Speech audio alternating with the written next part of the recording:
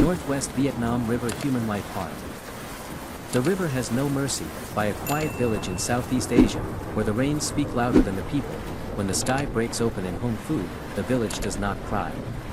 It listens. The people here have learned to read the sound of rain, whether it is just passing over or if it has come to stay and take. For the past 7 years, the floods have returned earlier, stayed longer, and left deeper scars. Once, the river was a giver, of fish, of fertile soil, of quiet afternoons. Now it is something else.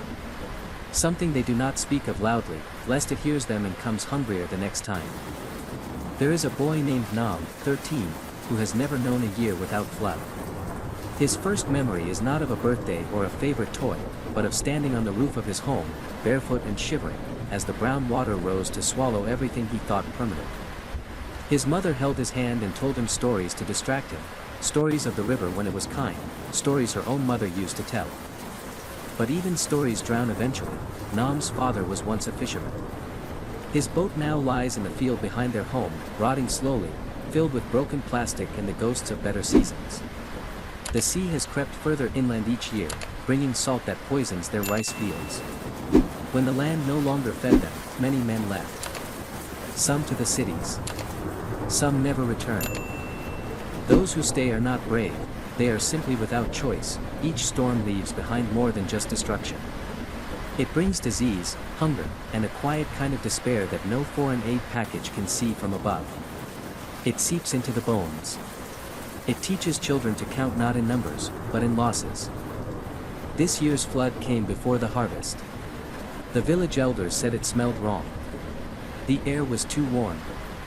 The sky too silent. Then came the wind, tearing through tin roofs like paper, followed by walls of water that made no distinction between home and road, school and pigsty.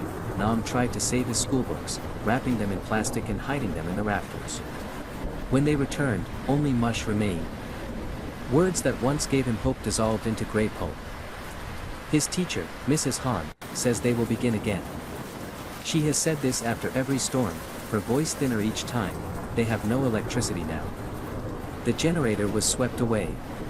At night, the village is a shadow of itself, quiet, wet, and watchful. Yet still, the children gather around Mrs. Han by candlelight. She draws letters in the dirt with a stick. Some of the children don't speak, some are too tired. But they sit, anyway. As if learning might hold back the next wave. This is not the kind of poverty that makes headlines. There are no numbers shocking enough.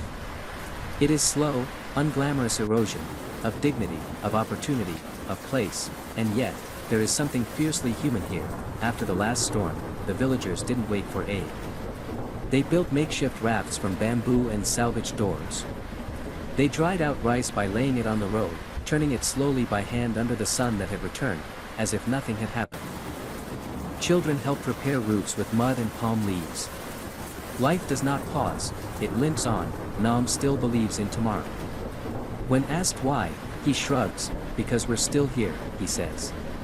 And the river hasn't won yet, that is the quiet defiance of Hong Fu. It asks for no pity. Only that you see it, see the child carrying water through knee-deep mud. See the grandmother boiling rice in a pot balanced over bricks. See the hands, scarred, weathered, and always building again. In places like this, resilience is not a choice. It is the air they breathe, the rhythm of their days. And while the river may have forgotten its kindness, the people have not forgotten how to endure, so when the storm returns, and it will, they will be waiting. Not with fear, but with rope and nails, stories and songs, and the stubborn will to stay rooted even when the earth turns to water, because to leave would be to forget, and forgetting is a kind of death they are not ready for.